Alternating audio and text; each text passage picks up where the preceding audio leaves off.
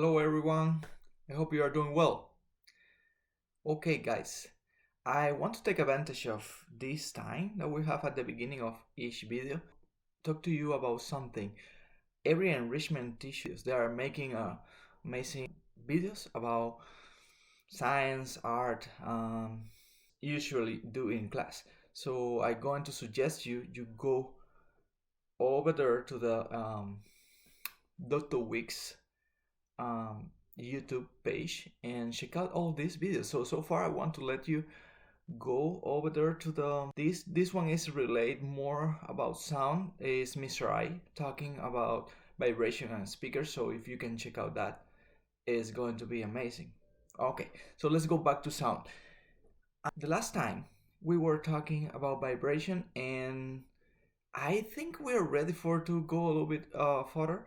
I think we can be doing something a little bit more complex today. Are you ready? Today we're going to try to build a very basic string musical instrument. Exciting? Because I am.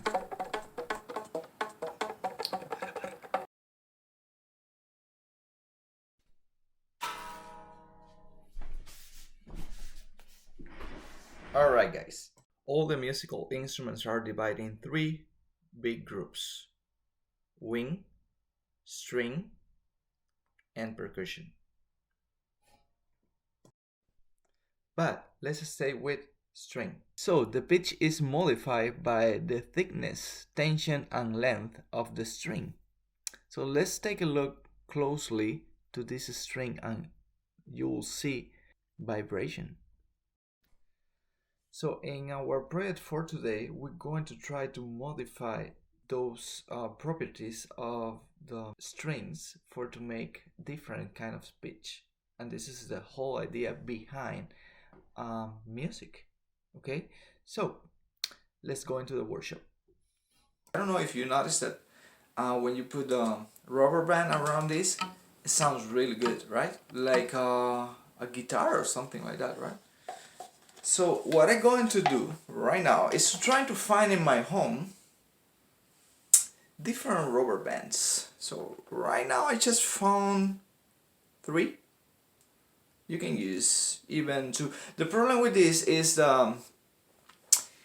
if you have a thicker rubber band like this one, it's going to sound different than this one. You will see what I'm talking about. It's about pitch. When you try to find these ones, remember guys, if you need some time for to get some stuff in your home, like maybe any cap or material, all the rubber bands that we need, you can just pause the video and then come back to me. So far I'm going to pretend that you guys already have your rubber bands and your cap. You can even use the same cap that you were open the whole, you see, mine was the same one. So I'm going to ask you to do exactly the same that you did with the rubber band at the beginning.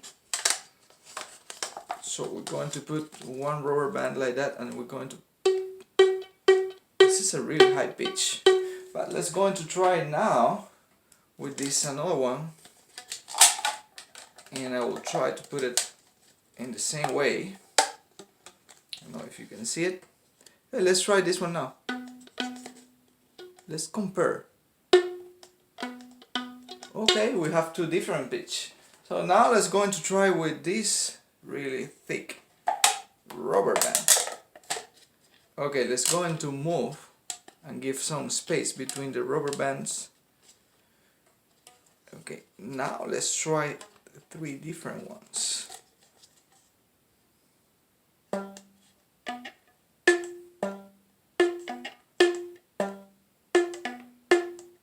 So you can make music with this.